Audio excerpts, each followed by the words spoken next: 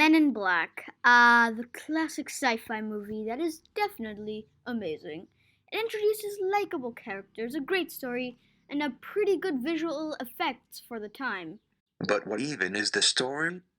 Great question. It's just about a cop who chases an alien and gets recruited into a secret organization that stops aliens. Then he fights a giant bug with his partner who is a legend in the organization and also Will Smith. And there's a dog that is just there for exposition. Then the bug is a human dude. Then the galaxy is on a cat of a dead human alien that the bug human killed. And the cat is the morgue where the girl works at. And there is also cockroaches that come out of the bug dude's skin. And Will Smith erases the minds of people with little flashy things. And his code name is Jay. And his partner's code name is K. And also little bug slug things. And Kay and Jay go to this globe thing that's next to the tennis stadium and the baseball stadium in New York, and they blow up the bug from the inside. The end.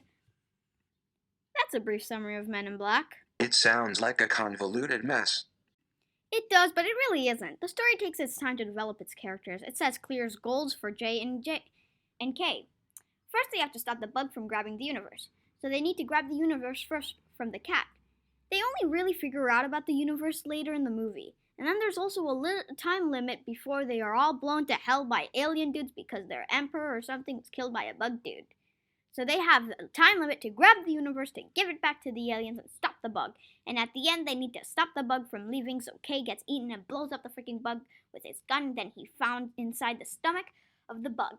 And then Kay decides to retire, so the girl who worked at the morgue becomes Jay's new partner, but then in the second movie, she isn't there. See? Not a convoluted mess if you think about it.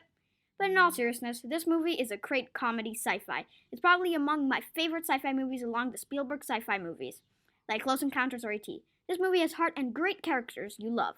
It keeps you laughing throughout. It's not trying to be Oscar-worthy. It's just having fun, and I respect that. 10 out of 10. Best movie ever. Dun dun dun dun dun dun dun dun dun dun dun dun. Men in Black 2, Part 2. Yeah. This movie is absolutely amazing. It's 10 years apart from the first one, and it shows that they have taken that time well. I mean, this movie might be more complicated than Men in Black 1, but it tells its story in a way that you can understand it. So the movie starts off with like a video of a planet's queen giving some MIB operatives a thing, but then a bunch of green worms mixed together come and they leave because the MIB operatives forced them away. And at the end, turns out that MIB operative is K, and he loved the queen, but the queen died and the green worms thing escaped. So then it's present day, and we see a giant worm and Lemony Snicket from a series of unfortunate events. And Jay erases his memory, so then he meets a girl at the green worms come.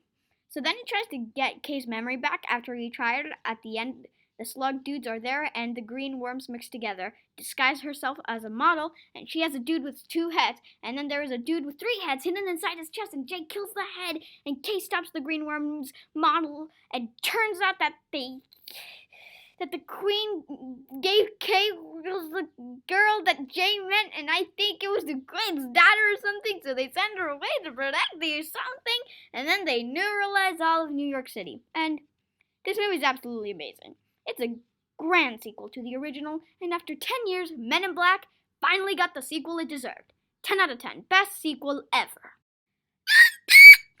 Men in Black Part 3? Hell yeah. This movie came out another 10 years after the second movie, and let me just say, another sci-fi masterpiece. This time a guy called Boris, or like an animal. It's just Boris.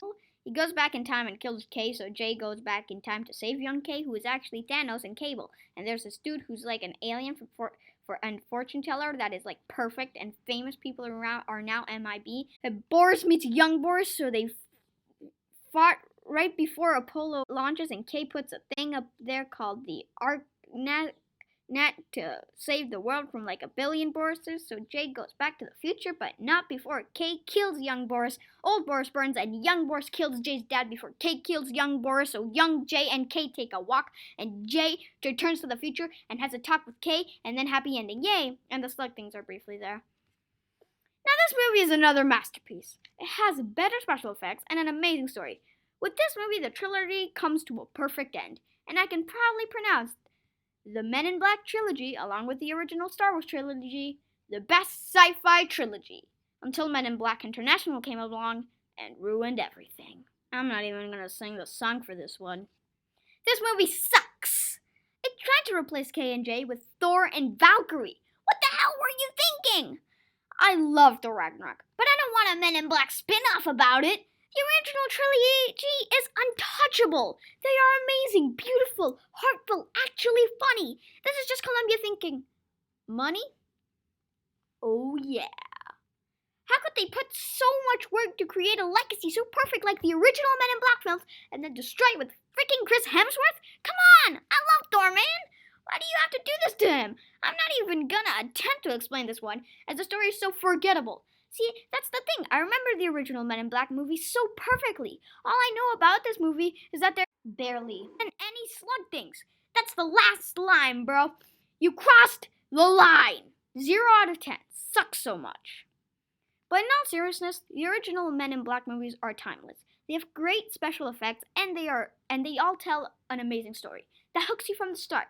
Men in Black International has ambitions. You can see it's trying to tell a good story, but a story that doesn't need to exist. Columbia Studios' problem wasn't the story, although the story is pretty bad. It wasn't the acting, which was pretty good, especially Chris Hemsworth's performance. It was sure as hell not the visuals. The problem was taking something that everyone loves, shooting it 10 times with a gun, then stabbing it 20 times in the face, then taking it and flushing it down the toilet.